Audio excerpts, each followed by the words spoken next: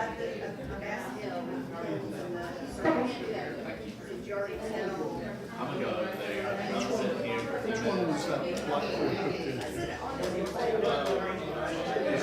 I told Bill that we were gonna do it. A little bit. How's Chris? Is he here this morning? I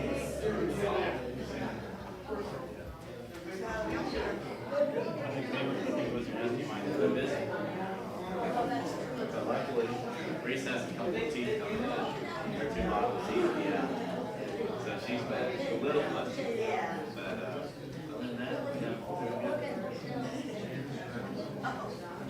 It was working.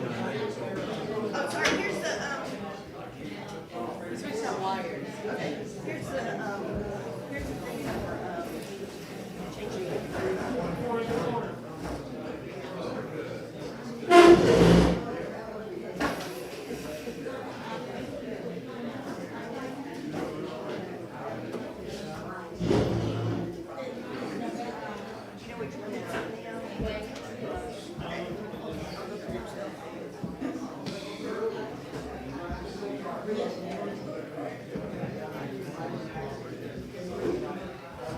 It should have,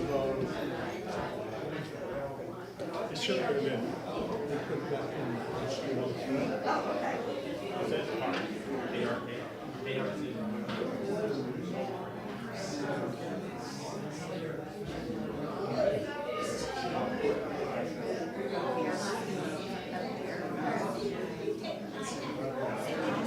Out of like where that one was, or no? Doesn't he see? You got it, you got it.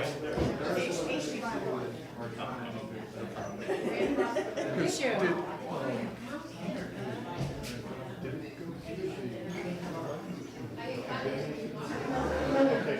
Okay, the black one was straight in.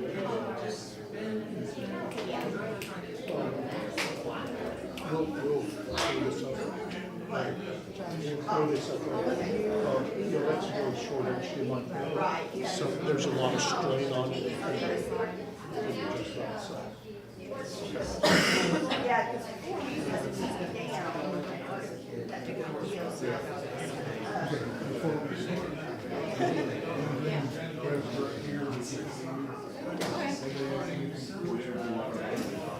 How can you go back and forth with it? Where? So he's your primary. So right here, yeah.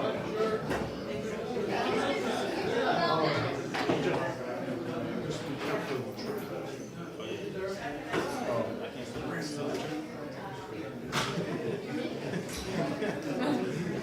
Yeah, just leave me on. He did work. Okay, cool.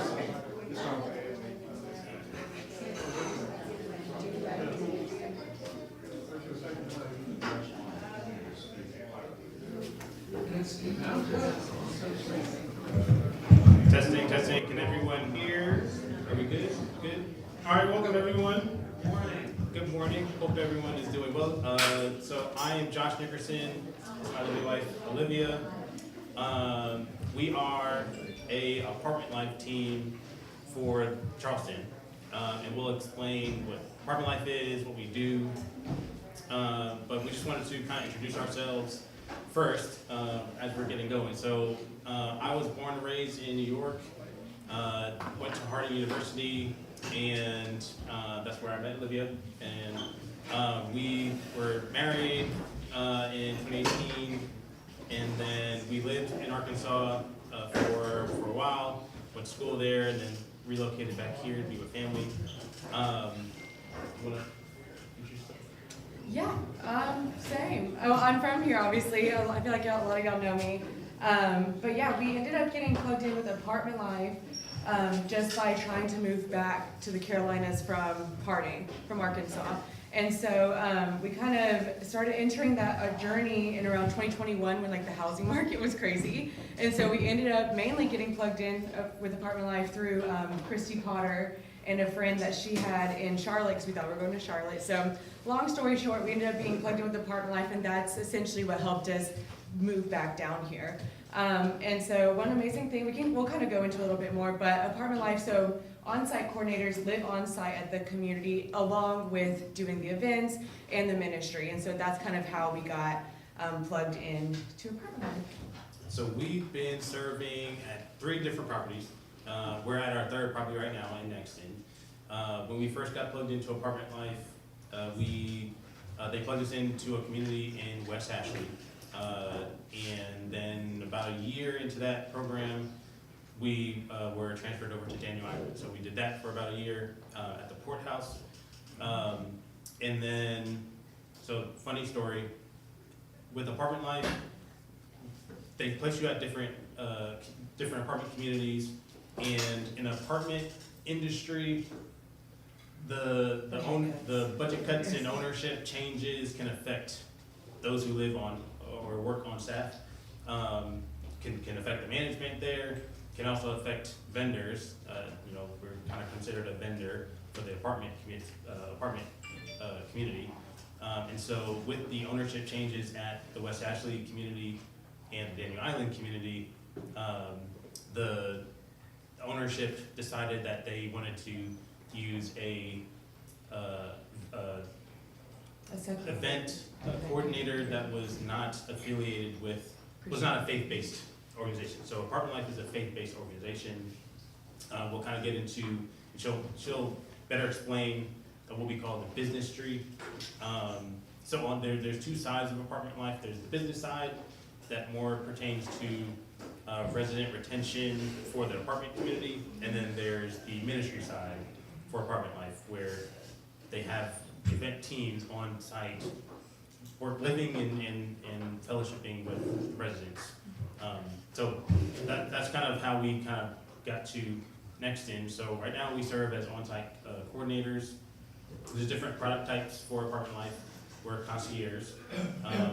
And so Olivia also serves on staff with Apartment Life as a program director. So you want to? Yeah, and what's kind of funny about, well, I guess it's not funny really, is how I feel like from the very beginning with our time with Apartment Life, we have been kind of almost attacked for our faith and what we believe in, because the apartment communities, and when the ownerships changed, they literally just canceled Apartment Life simply because we're Christians. Like, that's literally the only reason why.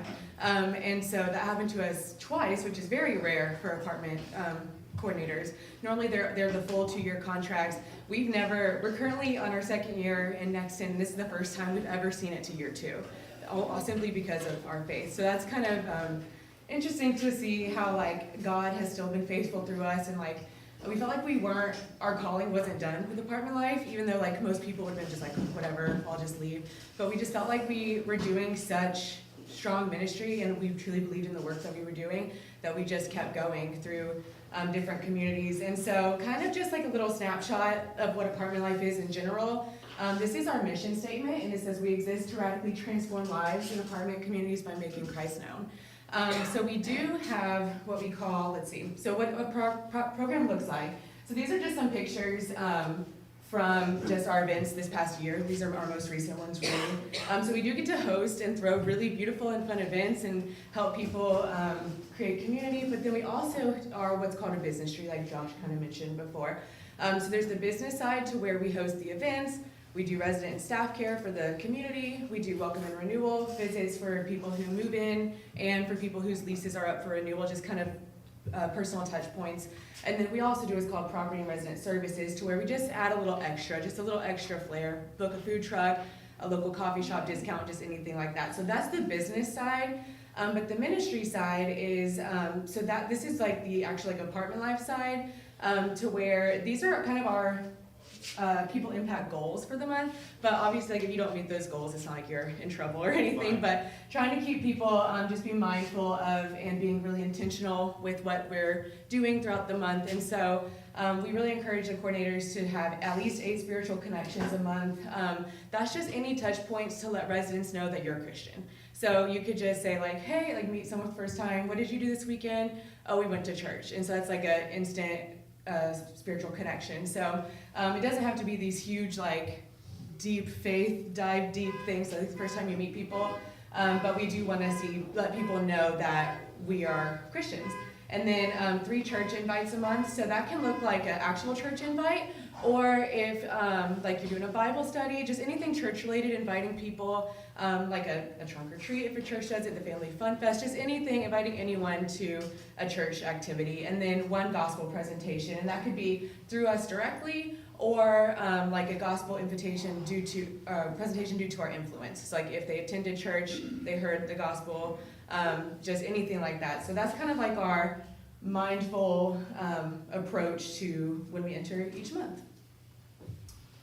So this is, so again, our contract and program with Apartment Life typically spans 2 years. So when we sign with a community, we're giving them the assurance that we'll be serving there for 2 years.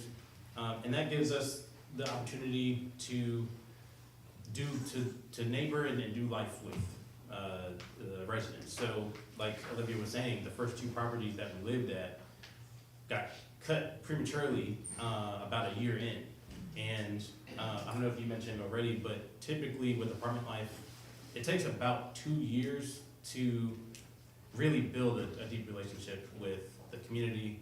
And year 2 is really where we really see God work. And we spend that first year building relationships and trust in the residents. And I like to think of it like, I don't feel like we can really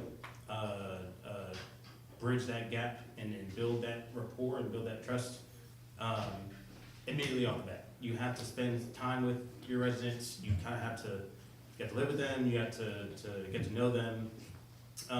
And so year 2 is where we typically see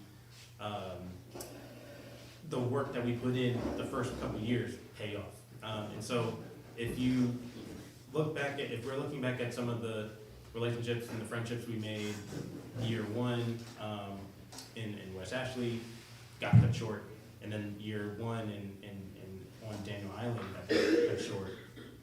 The relationship that we had there really didn't matriculate as strongly as we would have hoped.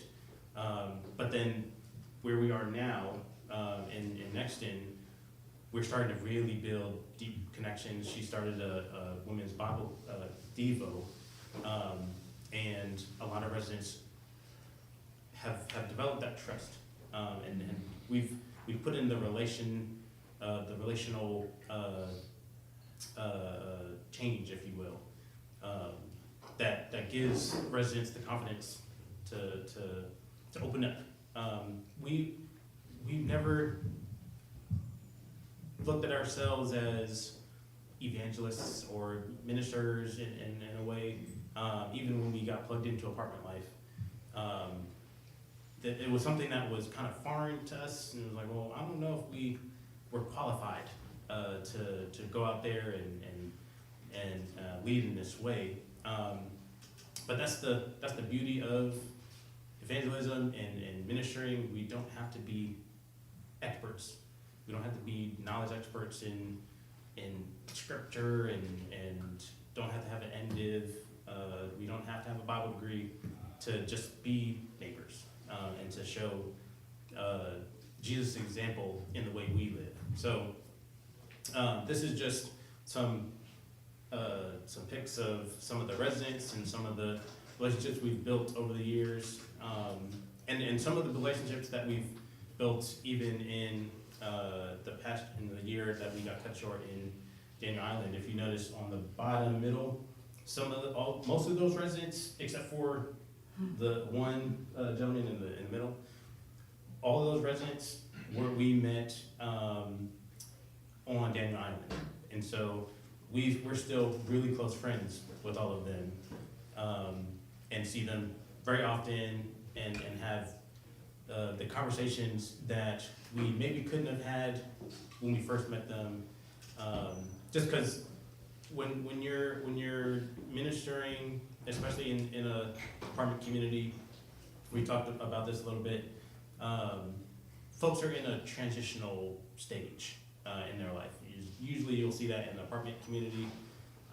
You have folks who are changing jobs and will will be finding homes, and will come into apartment life just for the time being. And so in the apartment community, you'll see there can be a lot of hesitation to build friendships and relationships, and that's where we come in on the apartment side.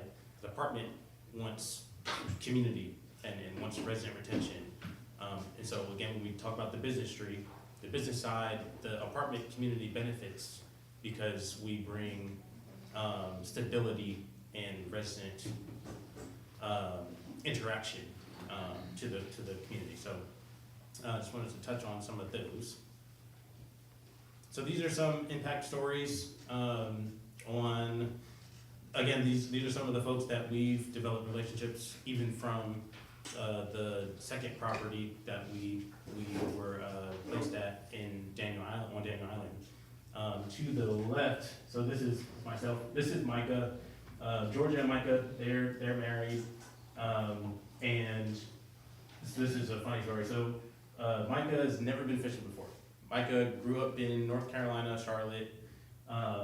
Never held a fishing pole day in his life. And so we stayed, this past year, we stayed on Folly. And again, we've built deep connection with them and Georgia and Micah, and invited them to just kind of hang out with us on the beach. And so he got to catch his first, he caught more than me that day. But that was his first day, first time catching a fish. So this is Georgia and Olivia, and the four of us. I don't know if y'all are familiar with Elevation Church. They're based out in Charlotte, but they do a pop-up concert in Charleston every year. So we brought them out and went to that concert. This couple here is Destiny and Drew. So Destiny was the assistant manager at the Port House on Daniel Island when we first moved there, so we built a relationship with them. That's another aspect to what we do at Apartment Life. We're not only building connection and relationships with the residents, but we also have an opportunity to build relationships with the management staff that work there as well. So Destiny and Drew. Drew invited us to experience their engagement party. I think that was last year. And then do you want to touch on your Devo? Yeah, so also through Apartment Life, I have gotten the opportunity to start a women's Bible study at the Ames where we currently live. And the following people are all people who come to our Bible study. But what's pretty awesome is Brianna. So I had only met her twice at this point. And we were at the pool one day, and she was just like, hey, I have really been wanting to start a Bible study, but I'm scared. She's like, and I don't know anyone here, and I've never led anything like that. And she's like, through the events, one of our friends who also goes to the events a lot told her that we're Christians. And she's like, oh, well, Josh and Olivia are Christians. Maybe she would want to start it. And Olivia knows, like, everyone at the community. And I'm like, okay. And so what's pretty crazy is this year I've been really praying for boldness in my faith and just personally in my personal development. And when she came to me, my initial response to my brain was like, oh, no. Like, like, I'm not the person to do that. I've never led anything. But then I remembered that I've been praying for boldness, and God just like kind of threw this in my lap. And so I was like, I'll start it if you do it with me, if you co-lead. And so we meet in Brianna's apartment every week, every Wednesday night, and we just dive through scripture together. And so we also took a leap of faith in that way because we really didn't know if there were many Christians who lived in our community and who were like our age, because she wanted to keep it like 30-year-old women. And so she posted on our resident app saying, hey, I'm starting a Bible study. If anyone wants to come, this is my unit number. And that picture was from our first meeting. So that was Brianna's with the bun in the white. And so it was us 5. And so since then, if everyone's there, it'll be up to 12 if we have everyone there every week. And so that's been pretty amazing. And through that journey, Brianna gave me permission to kind of share her testimony and her story.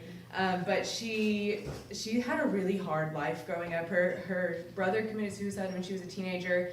She became addicted to drugs and alcohol. And she just recently found Jesus really this past year. And so that's why she really wanted to kind of start a Bible study where she lives, because she wanted to just really dive into her faith and get to know the Lord on a deeper level. And so what's pretty amazing is every single week, like we'll text each other and just kind of like diving through the word. We went through James, now we're in Ruth.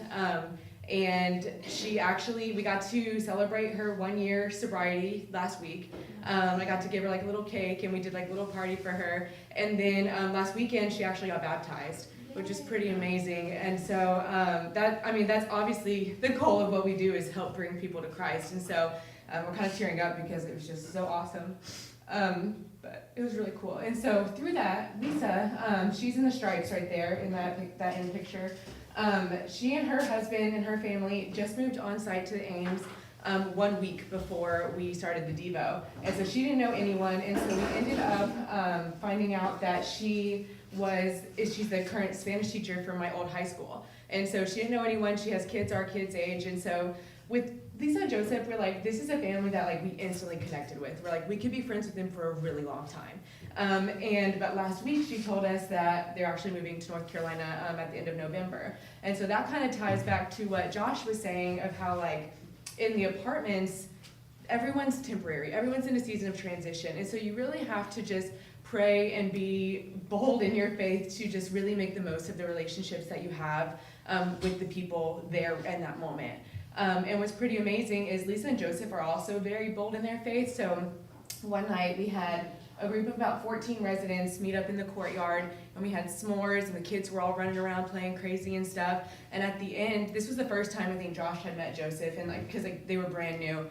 And at the end, Joseph was like, do y'all mind if I pray over everyone? And so all 14 residents, we got in a circle and held hands, our kids and everything. And Joseph prayed over everyone, and people were crying. And it was really beautiful, just like seeing how God placed such like bold Christians in our life too, through that experience of getting to know them.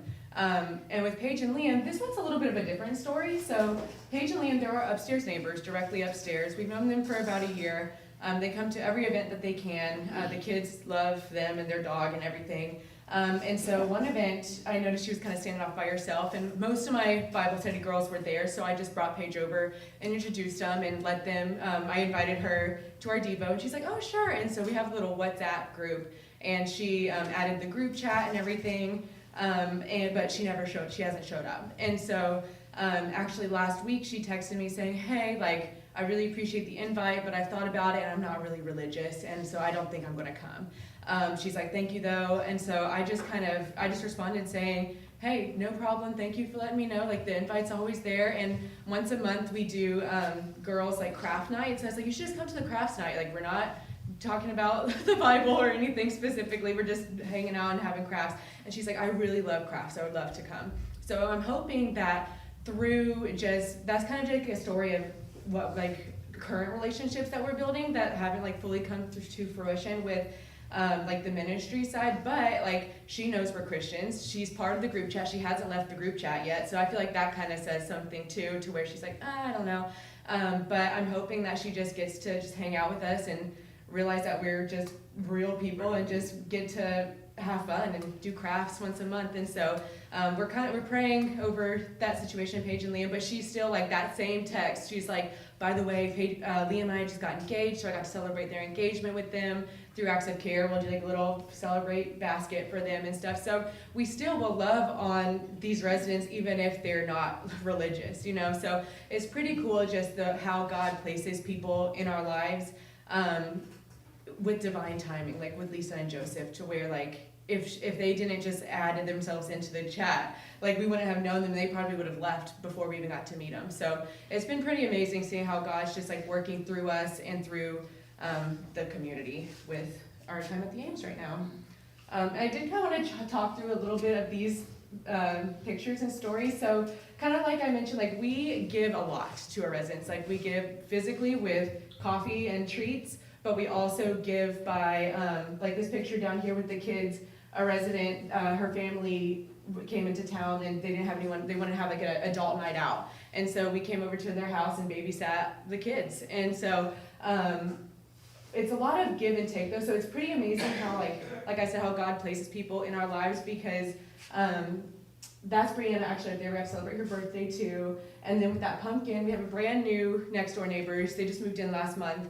And they saw that we have kids, and so they gave us little painted pumpkins for the kids. And Micah in that mermaid outfit. Lisa actually heard that it was Micah's birthday, so she gave like birthday party supplies and stuff. So it's been pretty cool to be able to see just like the relationships grow. And it is a two-way street, but then we also get to have that awesome added element to where we get to spread the word of Jesus and spread the good news. So it's been a pretty amazing time, and we're very passionate about it and we love it.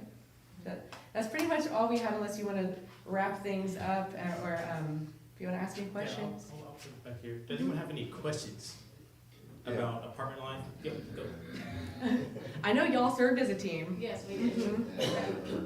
I would just suspect that you guys are a young couple and young kids. Is there a lot of young kids in your community? Are you able to do even those kinds of activities too, or? What's been interesting is, so like we are part of what's called the concierge product type, so they're a little bit higher elevated communities.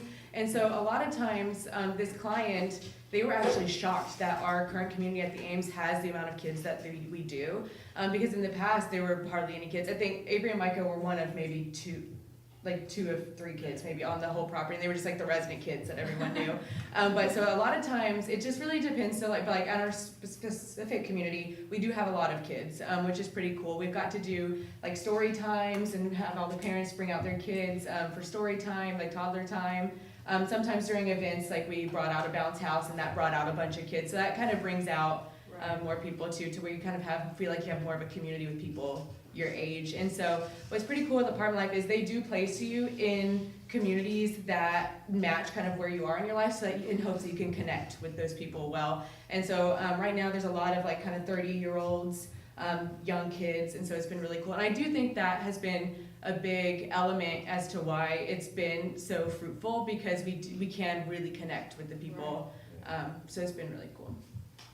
Or when you're seeing you said acquisitions, I guess, or resulted in some of the communities dropping apartment life, or are they just like large publicly traded companies and that's why they don't want it, or I guess I know there is a lot of acquisition in that industry. So what's interesting is, so our client that we serve they're called Woodfield, and they're believers. They're the owners of the community, they're the developers, and they are believers, and they hold a lot of apartment life teams. And so when they trade their shares after a community stabilizes, so we have a lot of new builds. And so ours are what we call a lease up, to where we are the first people on site as soon as the doors open, and we're just like instantly, we meet every single person that comes through the doors. And so up until they get stabilized, like once they get the amount of leases that they need, sometimes Woodfield will sell their shares to their like business partner. And he is very anti-Christianity. And as like the day that before the ink dries, they drop apartment life. So it's been really interesting, and it's definitely hard for on-site teams, because like that's your home too, you know. So yeah, just pray for that. Whenever we have a lot of Woodfield deals, and so whenever just praying that maybe the Lord works through PGIM and see what we're doing is also helping their bottom line too. But, My question is, how can we as a church help y'all? Because I know you have other churches that help you with events and stuff. What can Somerville Church of Christ do for y'all? Yeah, so that's a beautiful thing about being a faith-based organization, is we partner with churches. Like that's what we do.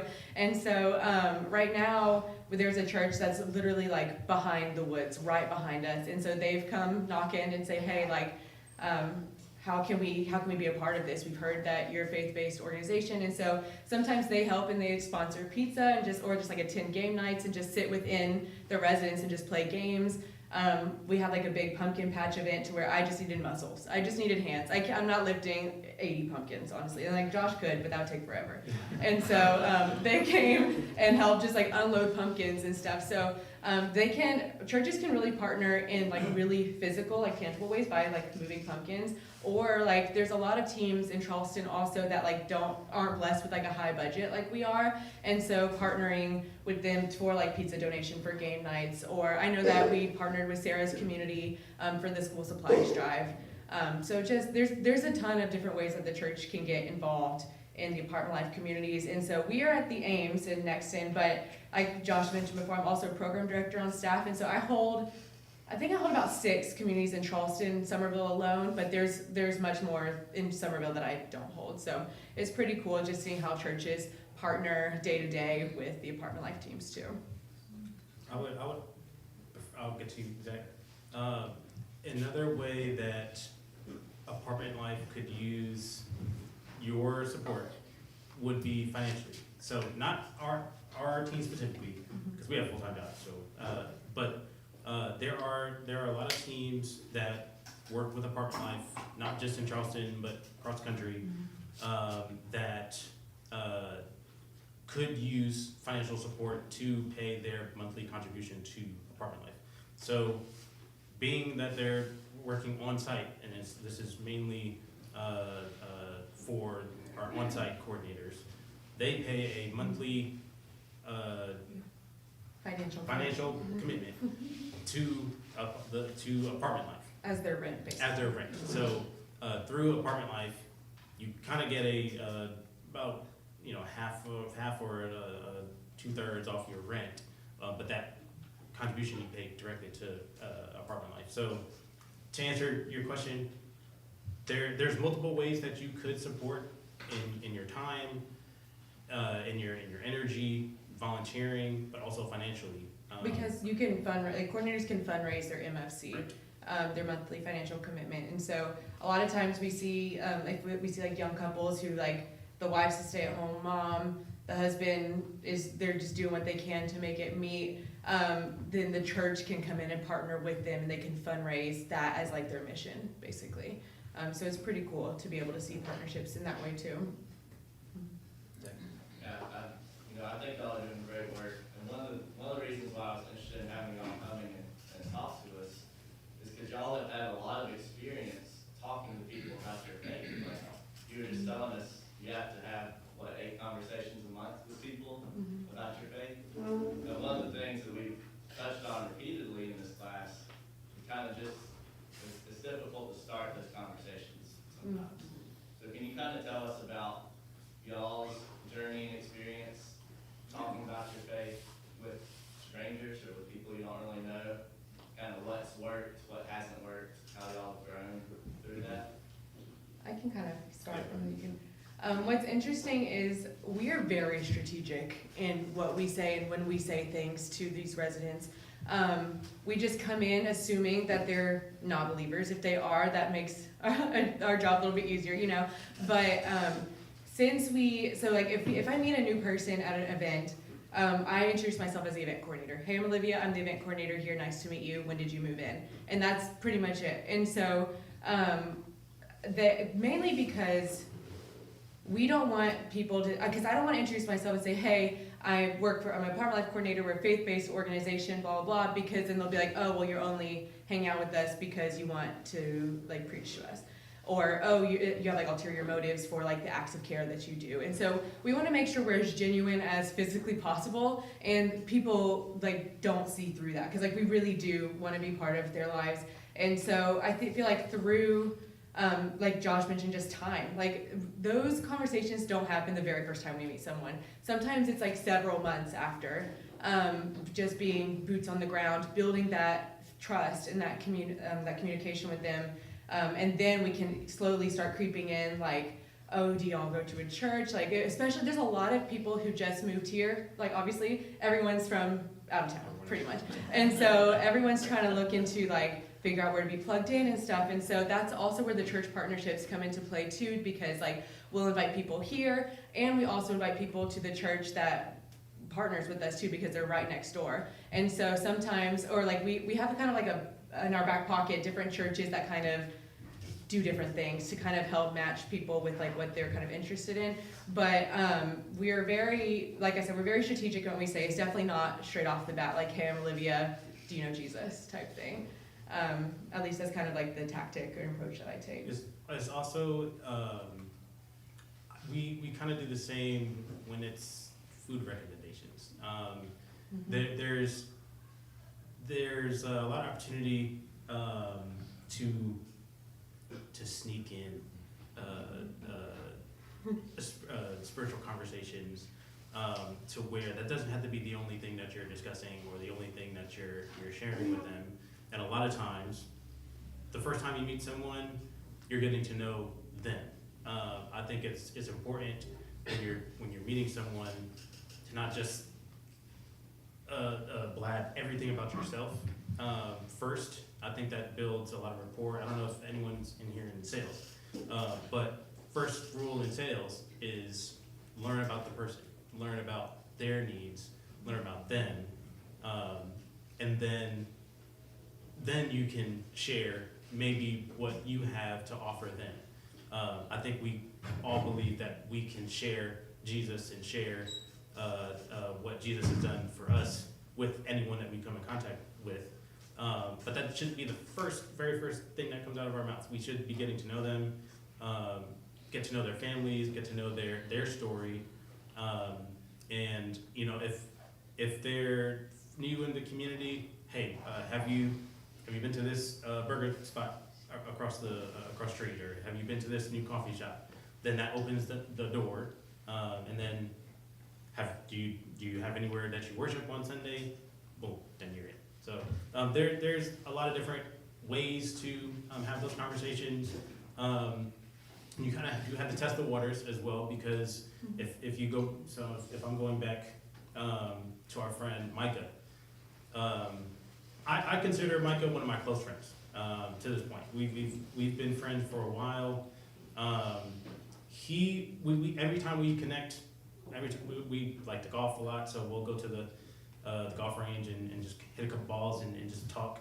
And we have a lot of things in common. And almost every conversation we have, I'm bringing up, you know, where we go to church and our view on things, and we think similarly, but then we also disagree on a lot of things. If you were to talk to Micah about his spiritual walk, I think he would tell you that he has a lot of what many would call church hurt. Grew up in the church, not Church of Christ, but grew up.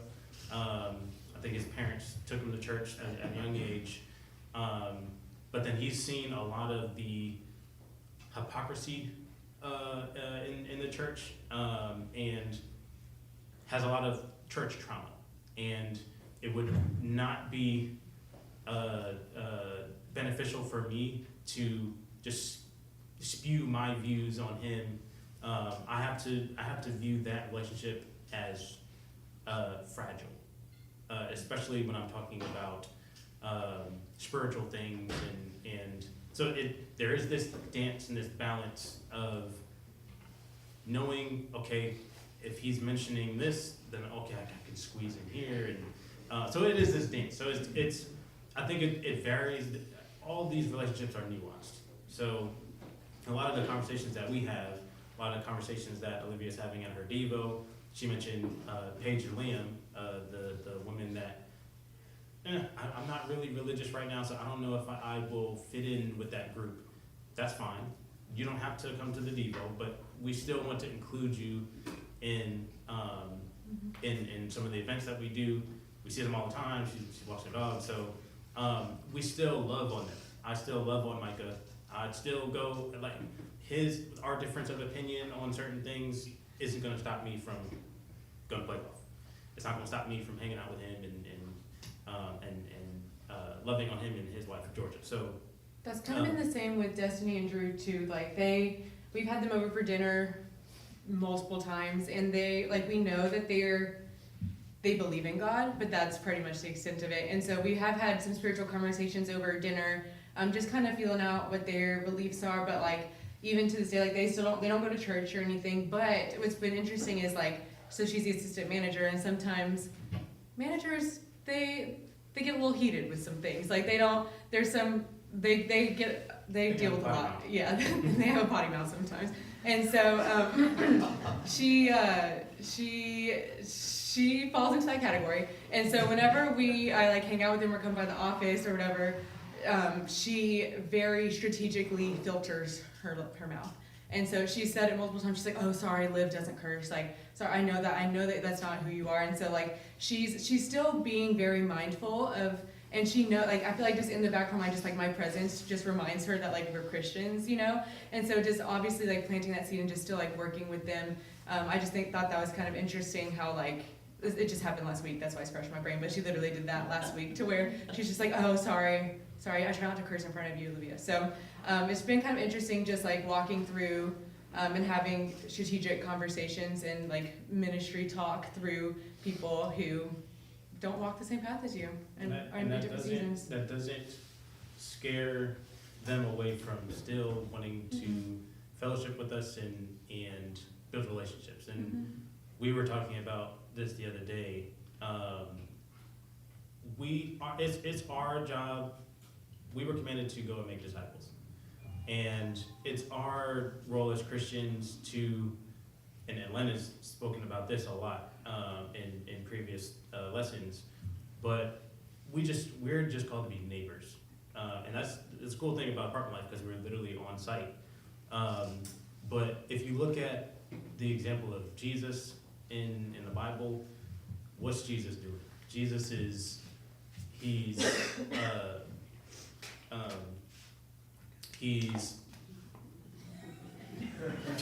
Sorry.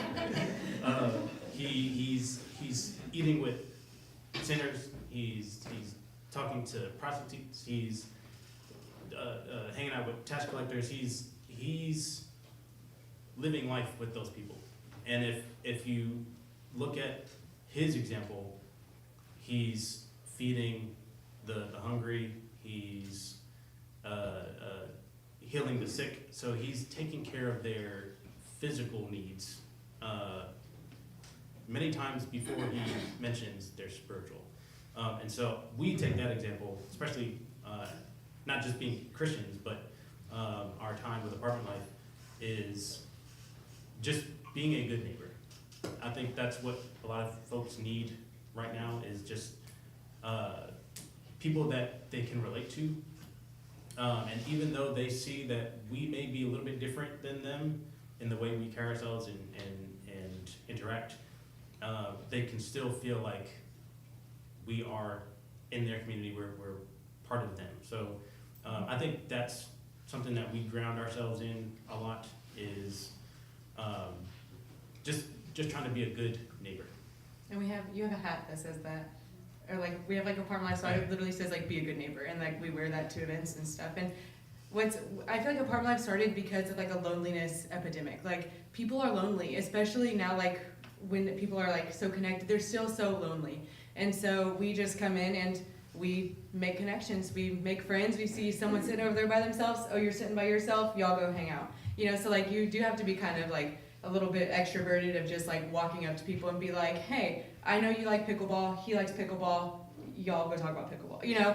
So stuff like that. But I mean, people are lonely and people do crave learning about Jesus, and people do wonder like, why do we have so much joy, you know? And so like we've talked about that in my Bible studies, where like one girl's very lonely and she's just like always kind of just like talking about just like, she's almost like a downer, I guess, just like always just kind of just like talking about sad things. And so she did mention, she's like, "Well, why are you and Josh like so optimistic and positive that things will work out?" And I'm like, "Because we have Jesus and he's never let us down," you know? And so I feel like people are more open to learning about Jesus than you think, and people are more interested about talking about Christianity than you think, and people are lonelier than you think. So if you can be a friend and also talk about Jesus and help them find the joy that we have through Jesus Christ, I feel like it's been very, almost, it's not easy, but like it's kind of like, this is it, this is what we're doing, you know? And so it's been really amazing to just see everything come to life the past almost 4 years. But I think that's all we have. Any other questions? We got a little bit of time left. I just one quick, I mean, I was, the first time we ever heard about this 20-something years ago, I thought it was a good idea. Is there, like, it's usually young couples, I know, who are doing it, like, is this an opportunity for other young couples to say, we wanna do ministry this way, we also get, I mean, in this area, from this church, I mean, it just seems like it would be, I mean, you gotta have the people, but it'd be great if we had 5, you know, 20-somethings to 30-somethings, you know, couples who are in communities around here and stuff. I mean, is there a need, or are there sites looking for coordinators and stuff? I mean, Yeah. is there That's a great question. So I feel like they always come and go. Right now, we don't have any openings in Charleston at the moment, but next week we probably will. You know, so it kind of just depends. But what's really amazing is I do feel like there are a lot of young couples on site, but we have a ton of different program types to where we have 55 and older communities to where they want someone 55 and older being on site. You don't have to be a team of 2. You could be a single coordinator. You don't have to live on site. We have off-site opportunities. So there's a lot of if you're interested, we can find a spot for you, you know, or at least hire people through Apartment Life and then have them kind of waiting for a community match. And so that's kind of how the process works is we'll hire, if you're interested in Apartment Life, you just apply for like the Charleston link, go through the interview process, be hired as Apartment Life with Apartment Life, and then kind of you're just like the holding phase waiting for us to match you with the community. And sometimes there's communities that you don't match with. Josh and I turned down one, we're like, oh no, like this is not for us. And so you also have to say as a coordinator to be able to like obviously match, because you'll be the one on site doing that ministry every day, not me with that community. And so, but there are a lot of opportunities that kind of come and go all the time for anyone who's interested. Doesn't matter your age or if you're a male or female or a team of 2, there's any opportunity. So it's pretty cool to be able to, that we have the option now to kind of hit every product type and every demographic of people. Yeah, so if anyone has questions about Apartment Life, getting plugged in, supporting, whether that's with your time, financially, find us either after this class or after service, and we'll definitely give any more information that we can. Yeah, thank y'all for your time. Thank you.